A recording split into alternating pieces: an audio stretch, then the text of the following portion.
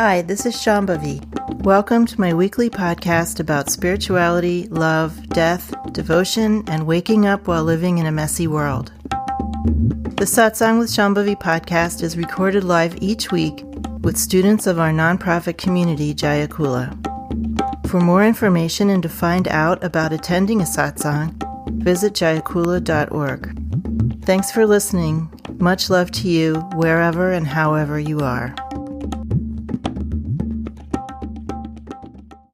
I actually have been remembering the last couple of days Ma's teachings where she would say in different kinds of ways, God has created a madhouse.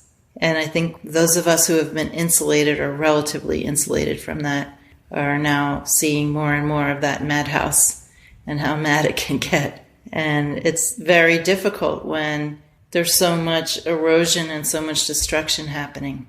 You know, it's a sort of a macro version of when something in our own lives is destroyed, whether it's a concept, whether it's a relationship or a place where we live or a job. Those sort of ordinary destructions are really difficult for people to digest, but now we have this destruction going on many different levels globally. Of course, that was always happening more extremely for certain people, but now it's affecting all of us. It's not affecting us all equally, but we all live in the same house. So what is being destroyed now? I think one of the things that's being destroyed is, for a lot of people, is a sense of a future, or the future we thought we were going to have, or the future that we thought we were collectively moving toward. I've written a little bit about my childhood recently and how my parents were kind of lefty. I was kind of what they call a red diaper baby. I went to Marxist day camp and Marxist high school.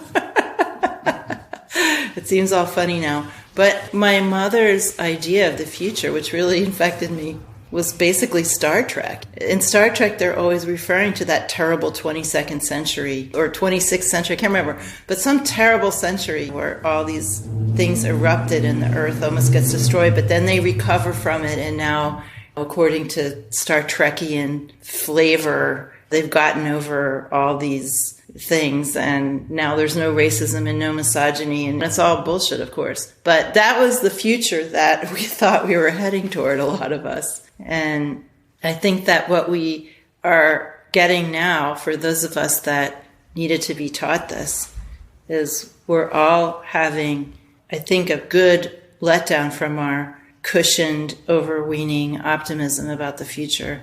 And it's very, very painful. But it also means that we can be more practical and we can be more actually helpful.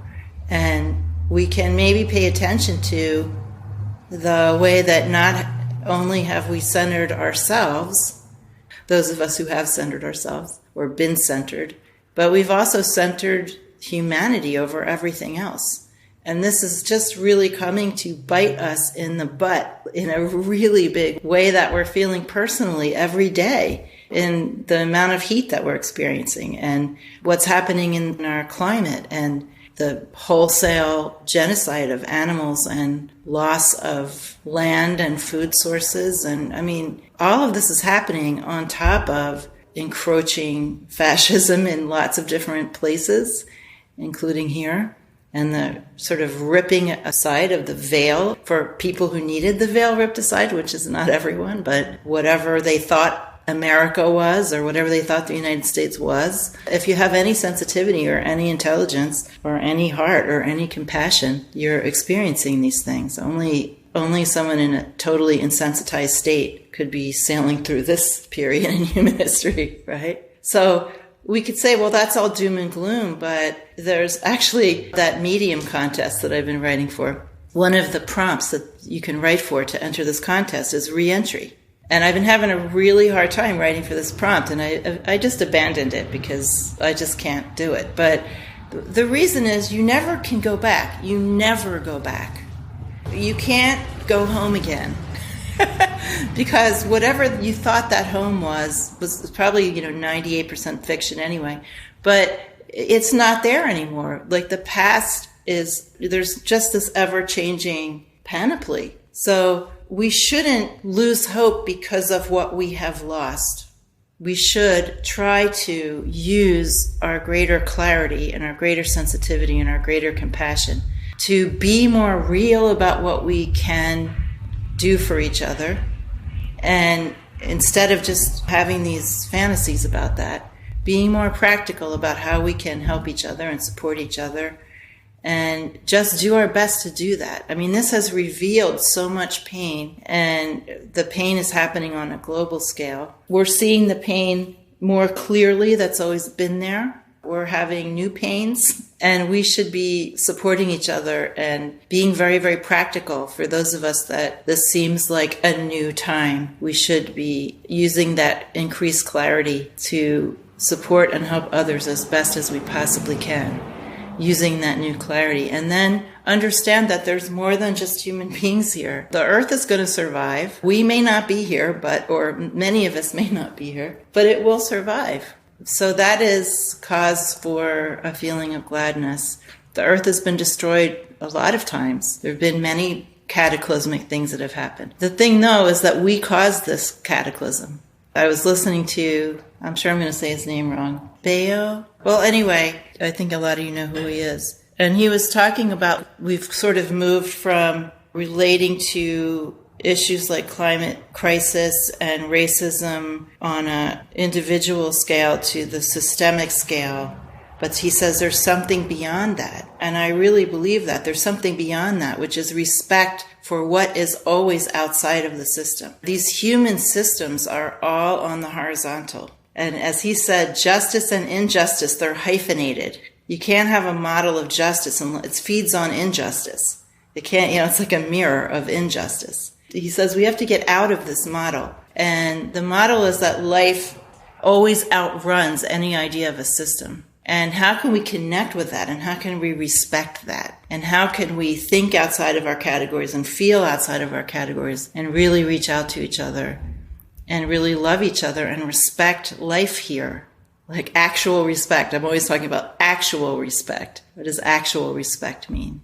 So I think we have an opportunity. I don't know what's going to happen. Maybe it's too late for humans, but I hope not, because I think we have a lot of beautiful things about us too. But we do have an opportunity now because some veils have been lifted, and we should take that opportunity full on in whatever way we can and do our best. So it's destabilizing. It is affecting our nervous systems. The pandemic, the climate crisis, everything that's going on in the world, the state of the United States, the amount of strife that's happening, all of this is affecting our nervous systems, of course, right? But we should learn how to cope with that and move forward with still continuing to do our best to support each other and do better at doing that. Be more honest and be more vulnerable, be more receptive, use your clarity. And just see what happens. See, this understanding that life is going to always outrun us, outrun our systems, outrun our plans, outrun our strategies, actually kind of makes it possible for us to act in a more humble, modest way, which is what we need. We have this opportunity to be less numb, be less in a bubble, to be less separate. So we want to try to take whatever opportunity we can to become more receptive, not to hole up with things that are comforting in that way. What I would suggest is first of all, being very slow, slowing everything down. Take slow walks, be out in nature in a slow way. Do slow yoga, do slow asana practice. Do slow pranayama. Eat slow food. You know that slow food from the 80s or 90s? You ever hear that? So maybe we can reinvent slow food. Instead of eating comfort foods, eat longer meals with other people whenever you can. Take more time to cook. Use as good ingredients as you can afford. So really slow everything down so that you can be more receptive. The real thing is, let's not lose this opportunity to be more open to each other.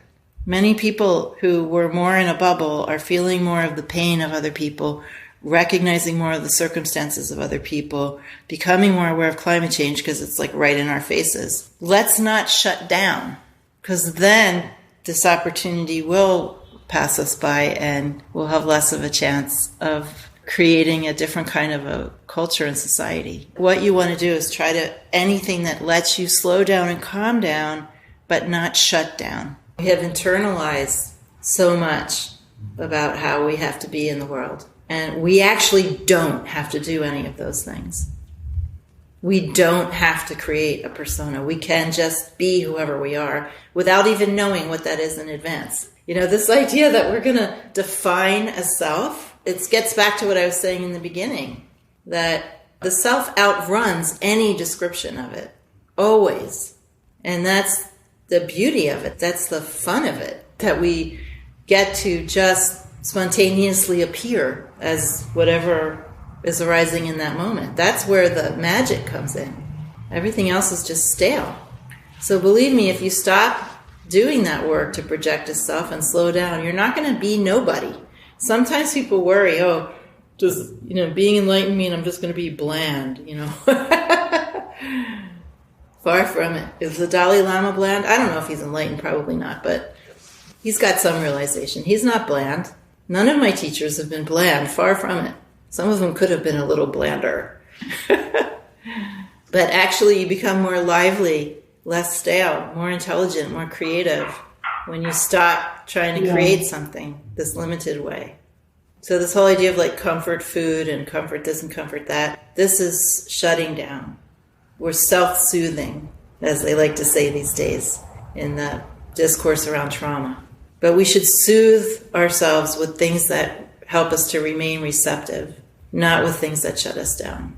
First of all, like Dinacharya, doing abhyanga, doing self-massage, dry brushing, abhyanga, bucket baths, doing slow asana practice, taking slow walks, slow time in nature, slow food with friends and loved ones, take more time to cook, do things with more appreciation of the gunas, the textures and qualities of things. Notice things, keep your five senses engaged in the midst of your day. That requires slowing down.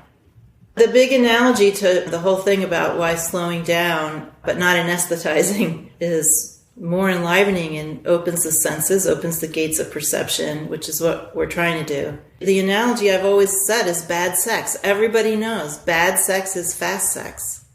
Might be exciting in some vaguely exciting way, but it numbs you. Very fast sex is numbing. It has one flavor. Life has infinite flavors.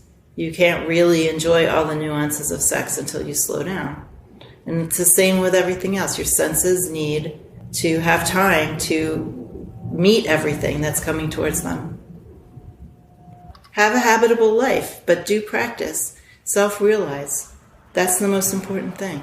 So the idea is that we're just going along with nature in the moment, and I follow the advice of Patrul Rinpoche. Make plans, but plans that aren't too long in the future. Make short-term plans only, and be willing to change your plans in a moment based on ever-changing circumstances.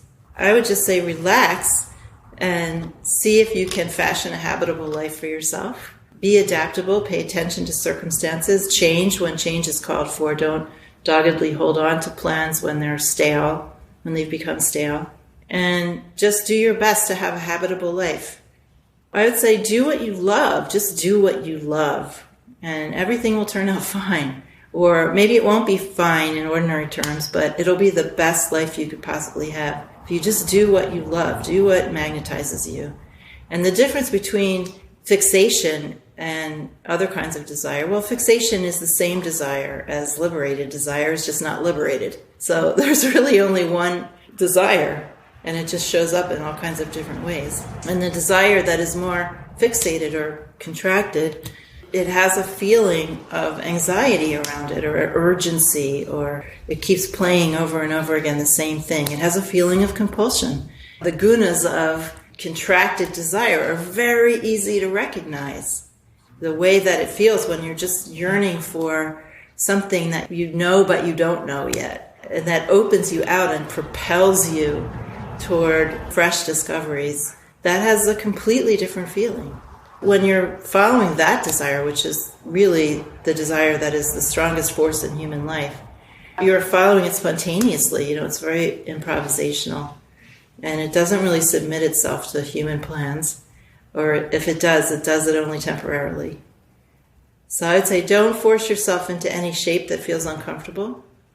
Don't worry too much about the long-term future. Just dedicate yourself 100% to what makes you feel like you're right with yourself, in sync with yourself.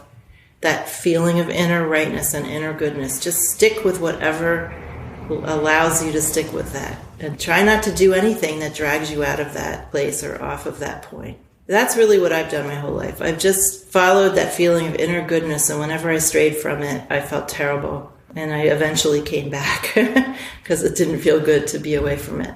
And we all have that. Every single one of us has that.